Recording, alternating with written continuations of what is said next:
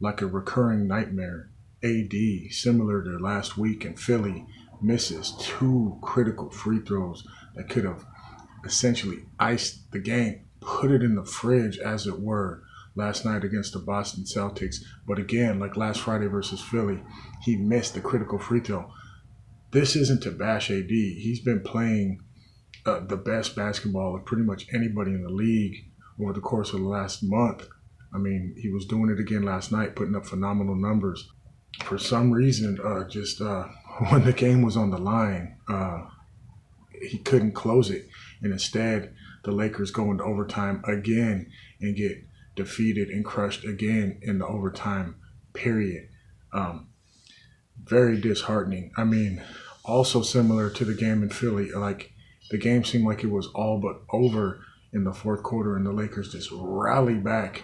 I mean, they went on a 35 to I think 5 run last night to get the game to actually take a 12-point lead, which then the Celtics went on a furious run and obviously tied it up and sent it to overtime.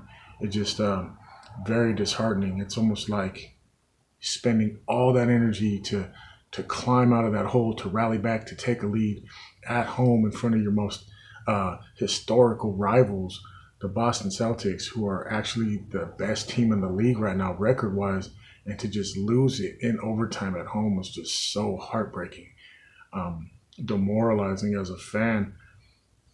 It's still early in the season, but this was a pivotal game. This was a signature game. We got the game against the Bucks. That was a big win. Should have beat the Phillies. Should have beat the Sixers. Didn't do it.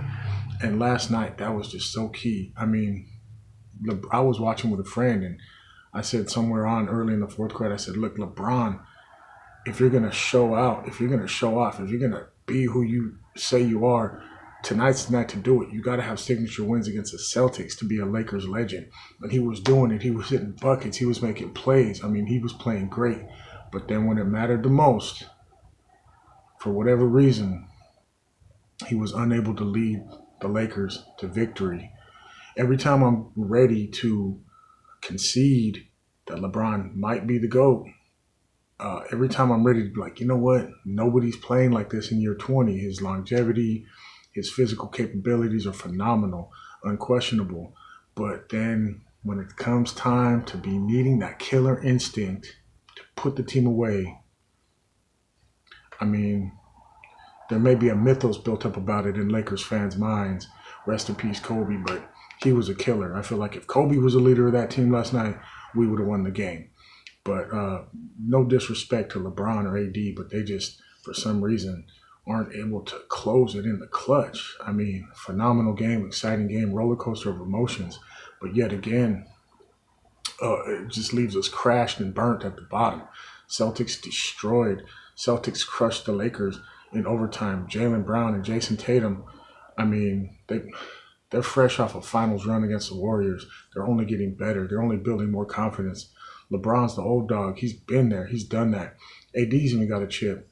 But, man, just the inability to close out a close game, losing a 12-point lead in the fourth, after rallying back to even gain that lead is just crushing. And I'm no expert. I just call it how I see it. And I see that hopefully there wasn't too much blame being passed around in the locker room.